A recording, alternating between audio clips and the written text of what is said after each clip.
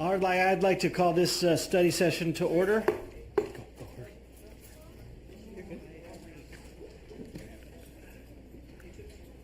Right. And that's important to think about. We're going to hold off just a minute.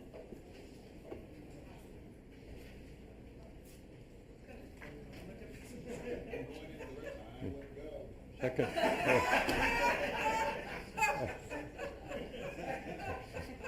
Don't turn off the camera. It's a good thing she didn't have a lavalier microphone.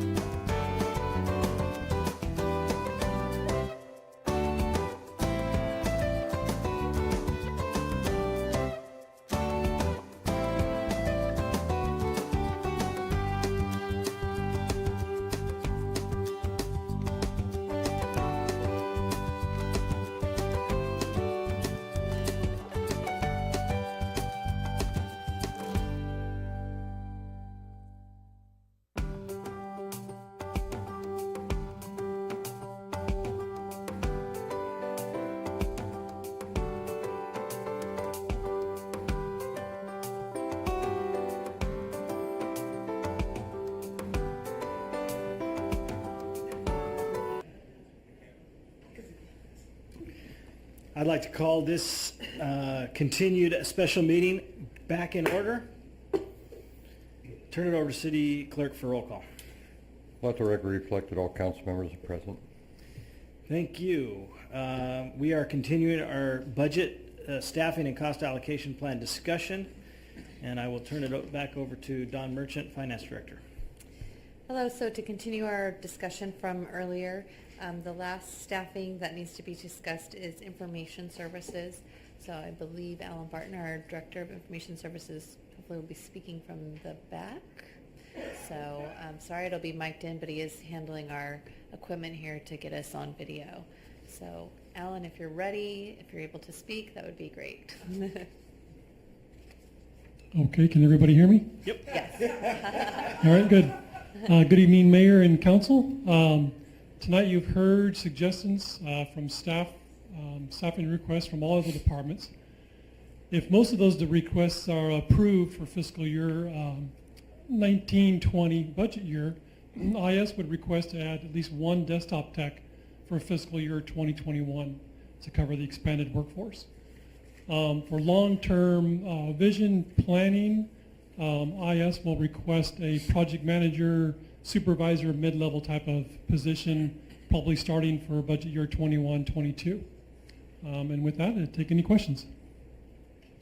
Any questions or comments? Mayor Pro Tem Motz. Ellen, so I just want to clarify, so what we have in front of us is one full-time computer technician, correct? And then were you saying you wanted to add an additional position besides that? No. Just No, what's just written this here. one, okay. Correct. Great. Thank you. Any other comments or questions? Just a quick one. Councilmember Wilson? Alan, this is just relating back to the last question. So you feel that this one technician will cover what people are asking for now and into the future? This one position will help you progress as we, get 5 to 10 years down the road? I can't say 5 to 10 years down the road, but adding the one desktop tech will put us back to the same value as we were before the recession. So that it would put my department in really good shape to support the newly expanded workforce if all of those or most of those positions are approved in other departments. All right, thank you. Thank you then. Moving on to the cost allocation plan. So this item is related to, as you know, we had a cost allocation and fee study update by consultants, which was completed last year. There's a couple pieces of the cost allocation plan which were included recommendations but not implemented because we wanted to have council direction on it. The first piece relates directly to the cost allocation plan, which has been referred to, as some of the council's aware, as the citywide administration, where we're allocating costs of city manager, human resources, et cetera, out to using departments. If the council recalls, with this fee study, we did change the methodology to where we no longer allocate within general fund departments. We're only allocating out to other funds to reimburse the general cost for those costs of services and reduce the general fund cost of those services. As part of this plan, costs were calculated to be allocated to the Recreation Services Fund, the Pruitt Water Park Fund, and the Animal Services Fund. In past practice, when we first did a cost allocation and fee study in 2005, although costs of those services to those departments were calculated, they were not budgeted for or done from 2005 forward, because essentially once you shift some cost to those funds because they have subsidies, it increases what the general fund subsidy is. However, it's kind of a little bit hard to understand, but it's kind of a circular motion to where it actually ends up being a wash to the general fund because it reduces the expense in the general fund to, say, city manager, but then it bumps up the city manager cost to recreation in that fund. So while it makes the subsidy look bigger and increases the expense in recreation, for example, it actually reduces the city manager budget by that same amount. So the general fund net ends up being zero because you're shifting 100 from here, but then reducing it.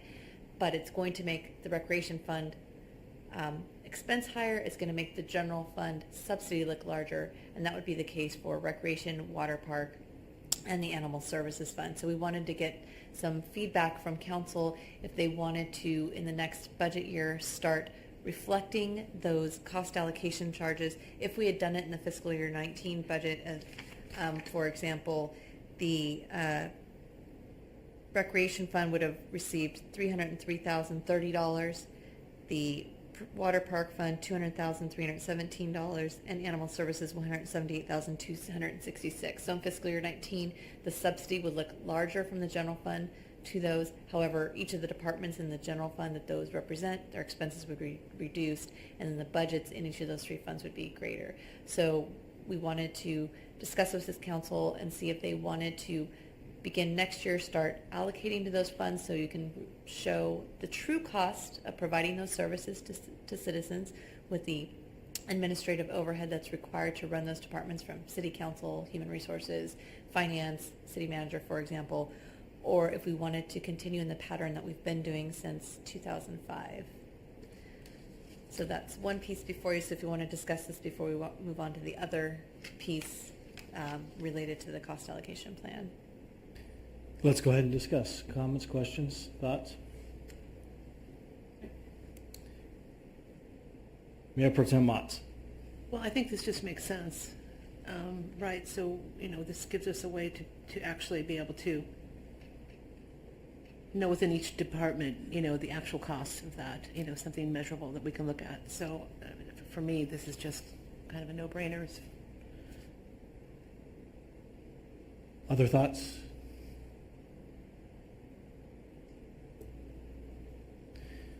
I actually questioned doing it from the standpoint of right now, since 2005, we've been doing it one way. If we switch now and we look back, obviously you can start a new cost analysis that you then do comparisons to, but it would shift our comparisons all the way back. We wouldn't have good comparisons because we'd be doing it differently, so we wouldn't be able to look back. It also makes Nancy's job of trying to get to whatever percentage she's trying to get to harder. To me, it's all general fund money, so that's my thoughts. Other thoughts? Councilmember Overchuk. I'm in agreement with you. Councilmember Thorpe. We went through this last time, and it just came to the realization that it was, in the most basic form, it's just a shell game. So from my vantage point, it doesn't matter which approach we take, because the money is going to be allocated to where it needs to be allocated. If it satisfies one person for it to be allocated one particular way, I hear what you're saying, but Nancy's still gonna get her allocation, because it'll either be a larger subsidy from the general fund, or it'll be larger from her, and again, it's just, it's so, I don't particularly care which approach we take. So we don't seem to really have consensus one way or the other. We have, I'd say leave it as is, so I would be If 3. that's what the, the consensus or the majority of the council feels, I mean, just from a new council member standpoint, I'm not quite sure why it wasn't done all along. so we do, if. So we'll we have leave as cons- is. We have consensus to Okay. leave it as is. Okay. Let me just. Moving on to replacement costs. Yeah, let me just jot this note down really quick. Okay, another piece that was calculated as part of the user fee study was replacement costs for all city buildings. And as I believe this council is aware, we only set aside replacement reserves currently and have been for vehicles and then computer equipment. And I think it's been brought up in the past by some council members how we don't set aside anything to replace building. I believe Lori has brought that up before. So they did calculate based on a 50-year life what the city would need to set aside each year for replacement and maintenance of those buildings, because currently basically the city is reactive. Something happens, roof repair like we recently did, we have to budget it in that year to go for. So as you can see on the attachment, which is on the very back page of the staff report, they list each of the buildings that they've calculated costs for and what we should set aside each year. I will say the amount is rather large when you consider everything else the city is considering doing, particularly with staffing, to then go and ask for almost $1.5 million each year to set aside. It can be kind of a hard pill to swallow. However, do note that a portion of the annual costs are prorated to solid waste, water, and sewer. However, just about 100,000 of that's because that's the portion of staff in each of those buildings. It's an allocation based on the percentage of staff in each of those buildings that handle those functions.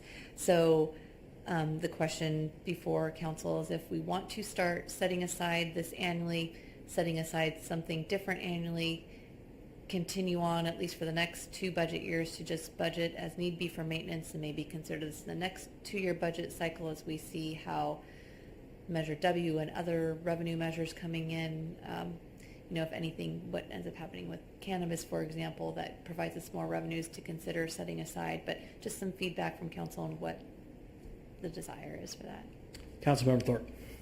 Yeah, I think you answered the question perfectly, which is I think we should wait until we start seeing other new revenue come in, because we just started with Measure W, and so we can I think we can put this off for a little bit of time. Not forever, but for some time as we see the other new revenue realized.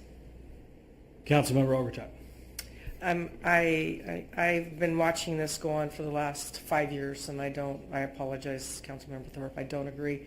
We've been very reactive and not proactive, and I think we need to start setting some funds aside, and we need to start budgeting those right now, because these costs are high. And I'll talk about the senior center. They've needed a lot of work since I've been on council, and it's kind of a Band-Aid approach at times, and I hate to say it that way, but you have to do what you have to do to fix something, and it's just not done. It is fixed, but I think we should do and could do a better job. So I personally would like to do a little different. Councilmember Thorpe. Yeah, and so no, I appreciate what you're saying, and I agree with what you're saying.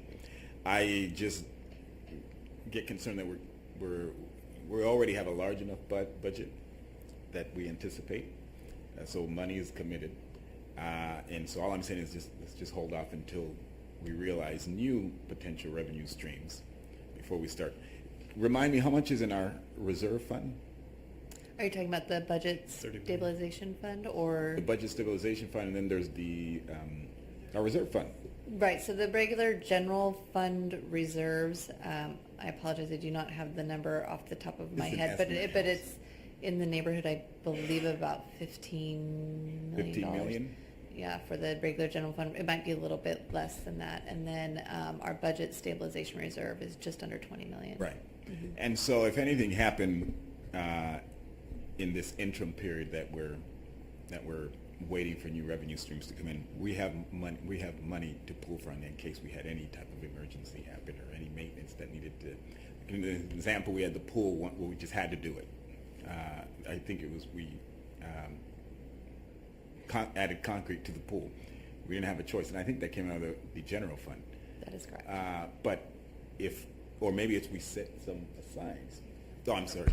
Or maybe it's we set some aside from the reserve fund, but to take it out of the general fund, I don't think we should do that. Other comments, questions? Councilmember Wilson. And I don't know if this is a John Blank question or a city manager question. Outside of the senior center, do we have, I mean, actually, let me rephrase it. Are there any buildings that you feel like we don't do anything in the next year, it's going to fall down? I'm just curious on that.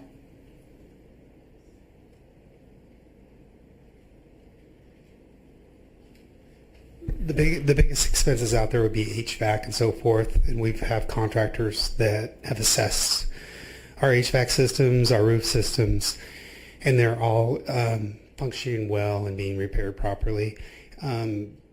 Oftentimes you want to have some money for facility maintenance of unexpected things like a roof repair or the staircase, but what we need to do is budget our CIP, our 5-year CIP, and include a facilities component. We are underway right now doing assessments in the facility division, and we'll find out more as we go through the budget process. We have submitted in the CIP for facilities repairs to buildings that need to be preserved or to be maintained in small amounts right now, but we're in good shape. But you're saying that amount's going to be coming up in our CIP report. We should include it in our CIP and go through and include it in our CIP process for budgeting for facility repairs. And we should make sure our facilities are being assessed and we understand their condition.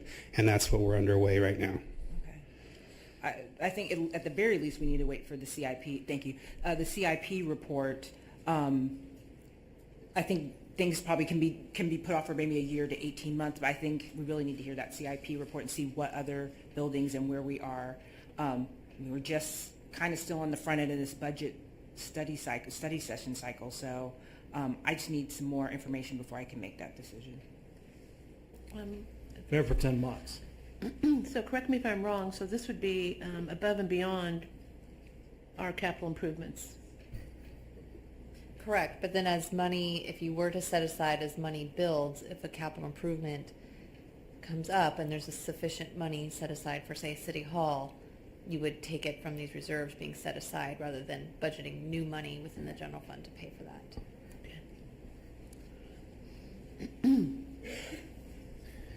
Councilmember Overton. Did we not just have a major problem over at City Hall this last year where something to do with some copper being stolen and had a major flooding problem? We did, but that was an instance of vandalism. Okay, but did we still have a problem with it? We don't have the funds in general funds to cover some of this stuff, and we just had the roofing company out, I believe. We re-roofed City Hall. The insurance is going to cover the vandalism. Other vandalism? Yes, the vandalism, the flooding of the basement. What's the deductible though on that? But it's okay, we'll go past it. You know, I think just answer that question. 5,000. Huh? 25,000. It's 25, but I think we're going to go after the alarm company. But in any event, it's 25,000. Yeah. But I mean, we do have a lot of maintenance issues that do come up along the time. I personally can't see waiting for the CIP, but that's just my personal opinion. Now I'm gonna go ahead and pipe in. This is how businesses do it. I don't know how many governments do it this way. How many jurisdictions actually lay out and do this? And this is the right way to do it. How many jurisdictions do it this way? That I do not have any. I know it's pretty common, but I would not be able to even give you a percentage. And everybody's budgets are different, and it really depends on what capacity they have for putting aside money, what other things might be going on in their community that take priority versus also an assessment of their own buildings on kind of what shape they are and the age and so forth. So Yeah, this is a difficult question because of the needs of our community. The budgetary, as a new budget has come in, Measure W's come in, there's an opportunity for us to start proactively looking at. And I think this discussion, just like we had a discussion about OPEB, this discussion is an other unfunded liability. It truly is. It's one that we overlook, we're not really thinking about. But when City Hall needs to be replaced, most jurisdictions wait until it needs to replace and go out for a bond measure. That's how most jurisdictions are doing it. I'm interested to know how many are doing it via the bond measure, how many are doing it via setting the money aside so that they're ready. As I said, in business, you pitch into an account, right?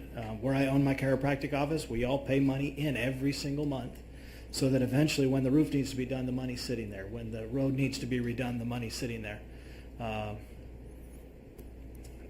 I think this is a conversation we should have. I'm okay waiting for the capital improvement project budget to continue the conversation, but I think this is as we get into the budget, we need to start looking at, we just decided to pay our full payment on OPEB, right?